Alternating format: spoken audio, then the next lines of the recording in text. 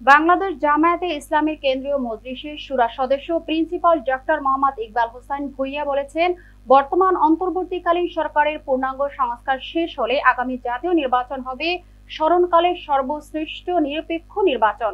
Senior staff reporter Liton বিশ্বাস জানান, সোমবার বিকেলে সোনারগাঁও উপজেলা মডেল মসজিদ অডিটোরিয়ামে নারায়ণগঞ্জ সাংবাদিক ফোরামের আয়োজনে ইফতার মাহফিলে প্রধান অতিথির বক্তব্যে এই মন্তব্য করেন তিনি।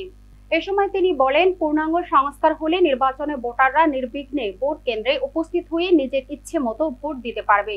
তাই রাজনৈতিক দলগুলোর কাছে অনুরোধ করে বলেন, পূর্ণাঙ্গ সংস্কার ছাড়া জাতীয় নির্বাচন দাবি করা থেকে বিরত থাকার জন্য।